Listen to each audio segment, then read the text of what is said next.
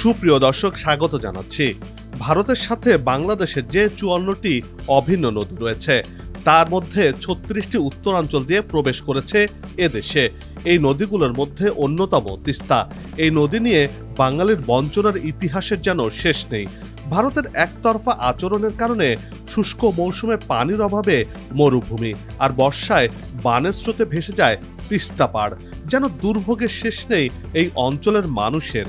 এবার সেই অবস্থা থেকে পরিত্রাণ চান স্থানীয়রা। তা বাস্তবায়নে তিস্তা পাড়ে চলছে জাগোবাহে তিস্তা বাঁচাই কর্মসূচি। আর এতেই ভয়ে কাবু হয়েছে ভারত, চালিয়েছে কূটকৌশল। তিস্তা পাড়ের মানুষ এবার তিস্তা মহাপরিকল্পনা বাস্তবায়নের দাবি জানিয়েছেন। উত্তর জনপদের দুঃখ হিসেবে পরিচিত খ্যাপাটে নদী তিস্তার মহাপরিকল্পনার আদ্যপান্ত নিয়ে সাজিয়েছি এবারের পর্বটি।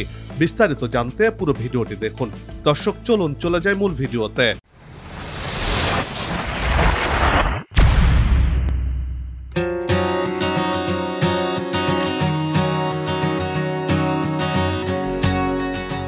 তিস্তা বাংলাদেশের চতুর্থ বৃহত্তম নদী।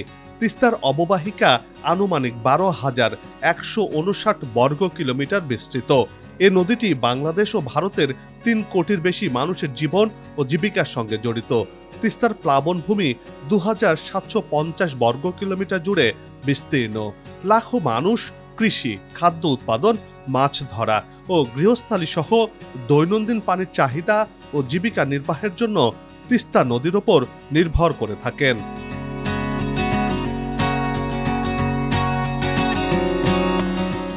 তিস্তার উৎপত্তিস্থলের পর থেকে এই নদীর প্রবাহ বাধাগ্রস্ত করতে একের পর এক প্রকল্প নিয়েছে ভারত।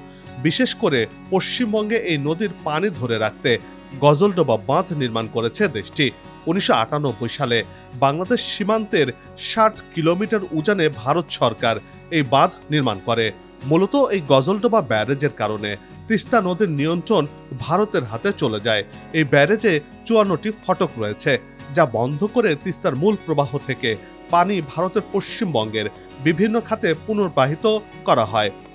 শুধু এটি নয়, তিস্তার উজানে আরও পরিকল্পিত ১৫টি প্রকল্প রয়েছে ভারতের, যা পানি প্রবাহে বাধা দিয়ে থাকে, যার কারণে বাংলাদেশের উত্তরাঞ্চল মরুভূমিতে পরিণত হয়েছে।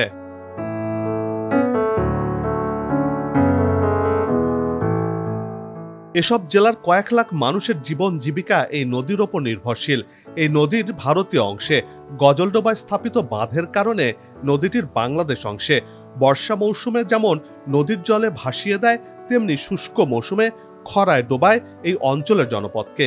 গেল ২০১৪ সাল থেকে ভারত একতরফা তিস্তার পানি প্রত্যাহার করছে, ফলে শুষ্ক মৌসুমে নদীটি একেবারেই শুকিয়ে যায়, রূপ নেয় বিরান চরাঞ্চলে। ধুধু বালুকাময় নদী যেন খাখা করতে থাকে। সে সময় ভরা বর্ষার তিস্তা আর শুষ্ক মৌসুমের তিস্তা ভিন্নভাবে ধরা দিয়ে থাকে।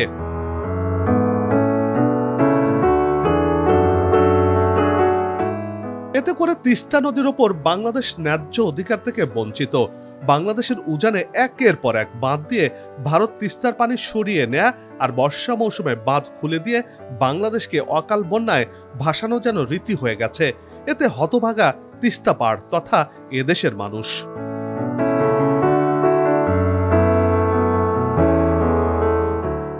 ভারত ও বাংলাদেশের অমীমাংসিত বিষয়গুলোর অন্যতম তিস্তা নদীর পানি বন্টন চুক্তি। ১৯৮৩ সালে প্রতিবেশী দেশ দুটি সিদ্ধান্ত নিয়েছিল তিস্তার পানির ৩৯% ভারত এবং ৩৬% বাংলাদেশ পাবে। ২০১১ সালে ভারত বাংলাদেশকে ৩৭.৫% পানি দিতে সম্মত হয়। এ বিষয়ে চুক্তির চূড়ান্ত সিদ্ধান্ত নেওয়ার পরও শেষ মুহূর্তে চুক্তি হয়নি। অর্ধশত বছরেরও বেশি সময় ধরে ভারতের সাথে তিস্তা নদীর পানি বন্টন নিয়ে একটি চুক্তিতে পৌঁছানোর চেষ্টা করেও নানা কারণে এর পথ খুঁজে পায়নি বাংলাদেশ। বারবার তাগাদা দিলেও সাড়া দেয়নি ভারত।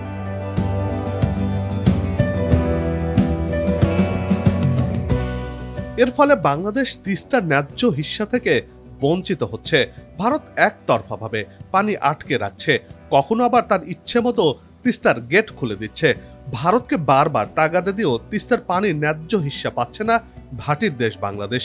এর মাঝে জাগোবাহে তিস্তা বাঁচাই স্লোগানে তিস্তার পানি বন্টন চুক্তি বাস্তবায়নের দাবিতে ৪৮ ঘন্টা কর্মসূচির ডাক দিয়েছে তিস্তা নদী রক্ষা আন্দোলন কমিটি। 17-18 ফেব্রুয়ারি লালমনিরহাট, নীলফামারী, রংপুর, কুড়িগ্রাম ও গাইবান্ধা জেলায় তিস্তা তীরবর্তী 11টি স্থানে লাখো মানুষ লাগাতার অবস্থান কর্মসূচি পালন করছেন। এ সময় তারা তিস্তার অবস্থা বিশ্ববাসীকে জানাতে নানা ধরনের কর্মসূচি বাস্তবায়ন করে চলেছে। রাতে জ্বলবে মশালও।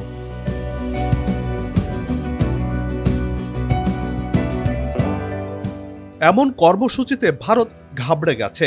এই কর্মসূচির আগ দিয়ে তিস্তার উজানের গেট খুলে দিয়েছে ইন্ডিয়া। এতে করে তিস্তার ধুধু বালুচরে দেখা গেছে উজানের ঢল।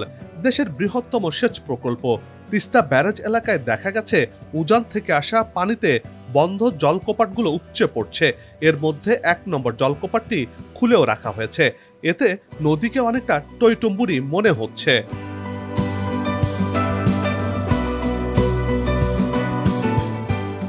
ডালিয়া পয়েন্টে তিস্তা নদীর পানির উচ্চতা একটু একটু করে বেড়ে যাওয়ার জন্য ব্যারেজের 44টি জলকপাটের মধ্যে 3টি জলকপাট 6.5 ফুট খোলা হয়েছে।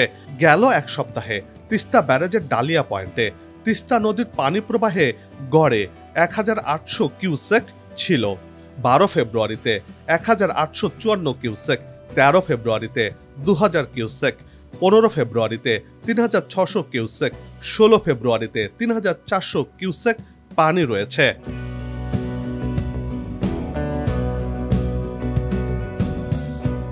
তিস্তাপাড়ের মানুষের অভিযোগ, উজান থেকে আসা পানিতে বন্ধ থাকা জলকপাটগুলো উপচে পড়ছে পানিতে। এতদিন তিস্তা নদী পানির অভাবে খাখা করলেও কর্মসূচির কারণে ভারত কুটচালের অংশ হিসেবে পানি ছেড়ে দিয়েছে, যাতে করে এই অঞ্চলের ফসল নষ্ট হয়ে যায়। এই কর্মসূচিতে ভারত ভয় পেয়েছে বলেই মনে করছেন তারা।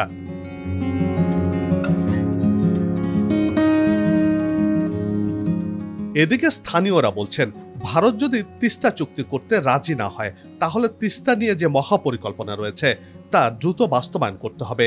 তারা বলছেন, তিস্তা নদী খনন করা, বাঁধ দেওয়া, এ অঞ্চলের স্যাটেলাইট শহর, অর্থনৈতিক অঞ্চল, পর্যটন শিল্প গড়ে তুলতে হবে। দর্শক, তিস্তা মহাপরিকল্পনায় কি রয়েছে, কেনই বা দরকার, এবার চলুন সেসব তথ্য জেনে আসছি।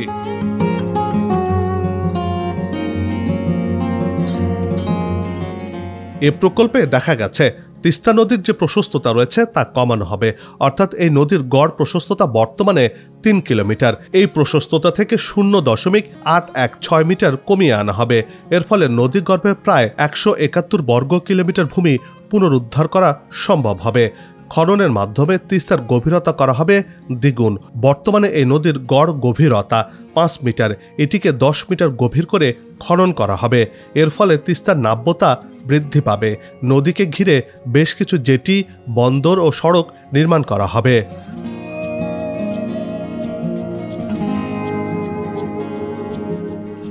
চীনের প্রস্তাবিত এই তিস্তা প্রকল্প বাস্তবায়ন হলে বদলে যাবে উত্তরাঞ্চলের 5 জেলার মানুষের ভাগ্যের চাকা। প্রকল্পটি বাস্তবায়ন হলে ভারত থেকে আর অতিরিক্ত পানি বাংলাদেশের জন্য আর প্রয়োজন পড়বে না। বন্যার পানিতে প্লাবিত হয়ে ভাসবে না গ্রামগঞ্জের জনপদ। সারা বছর নৌ চলাচলের মতো পানি সংরক্ষণের ব্যবস্থা রাখা যাবে।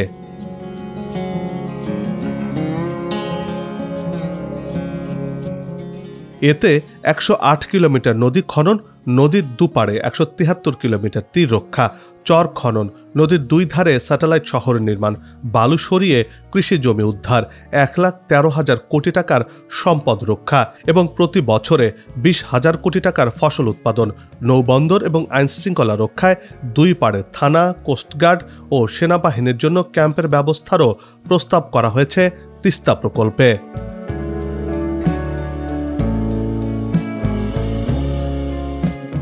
পূর্ব চীনের জিয়াংসু প্রদেশের সুকিয়ান সিটির আদলে তিস্তার দুপাড়ে পরিকল্পিত স্যাটেলাইট শহর, নদী খনন ও শাসন, ভাঙন প্রতিরোধ ব্যবস্থা, আধুনিক কৃষি সেচ ব্যবস্থা, মাছ চাষ প্রকল্প, পর্যটন কেন্দ্র স্থাপন করা হবে। এতে 7 থেকে 10 লাখ মানুষের কর্মসংস্থান হবে বলে মহাপরিকল্পনায় উল্লেখ করা হয়েছে। চায়না পাওয়ার কোম্পানি এরই মধ্যে তিস্তা পাড়ে প্রকল্প বাস্তবায়নে নকশা ও সম্ভাব্যতা যাচাইয়ের কাজ শেষ করেছে। তিস্তা নদী পাড়ের জেলাগুলো নীলফামারী, লালমনিরহাট, কুড়িগ্রাম, রংপুর ও গাইবান্ধায় চায়নার 3টি প্রতিনিধি দল কাজও শেষ করেছে। তিস্তার পানি ব্যবস্থাপনা সহ নদীকে ঘিরে নানা অর্থনৈতিক পরিকল্পনার প্রতিশ্রুতি রয়েছে এই নকশায়, যেটি তিস্তা মহাপরিকল্পনা নামে পরিচিত।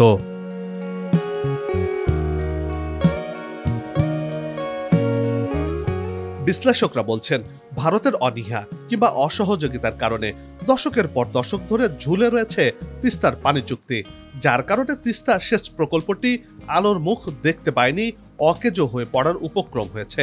এমন বাস্তবতায় তিস্তা মহাপরিকল্পনা বাস্তবায়নের বিকল্প নেই। বেশ কবছর আগেই এ প্রকল্প নিয়ে কাজ শুরু হলেও চীনের অর্থায়ন প্রশ্নে ভারতের আপত্তির কারণে সেই উদ্যোগ থমকে যায়। কিন্তু এখন প্রশ্ন হচ্ছে, আর থেমে যাওয়ার সুযোগ নেই বাংলাদেশকে, অর্থাৎ বাংলাদেশের উত্তরাঞ্চলকে বাঁচাতে হলে তিস্তা মহাপরিকল্পনা দ্রুত বাস্তবায়ন করতে হবে বলে মনে করছেন স্থানীয় জনগণ।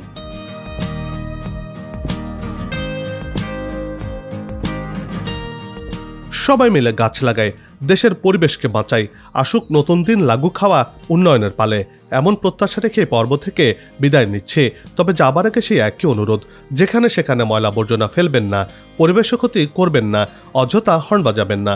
আপনার দেশের সৌন্দর্য রক্ষায় পোস্টার লাগানো থেকে বিরত থাকুন। যদি চ্যানেলটিতে নতুন হয়ে থাকেন, ভিডিওটি ভালো লাগে, তাহলে চ্যানেলটি সাবস্ক্রাইব করে ভালোবাসায় আবদ্ধ করবেন। ভালো লাগা না লাগার বিষয়টি কমেন্টে লিখে জানাবেন। কি ধরনের ভিডিও দেখতে চান তাও জানানোর অনুরোধ রইল। আগামীতে আবারও দেখা হবে নতুন কোনো জায়গা, তথ্য, ইতিহাস আর উন্নয়ন চিত্র নিয়ে। নিজে ভালো থাকুন, দেশকে ভালো রাখুন, আমাদের সাথেই থাকুন, দেখতে থাকুন দেশের এগিয়ে যাওয়ার চিত্র। ধন্যবাদ।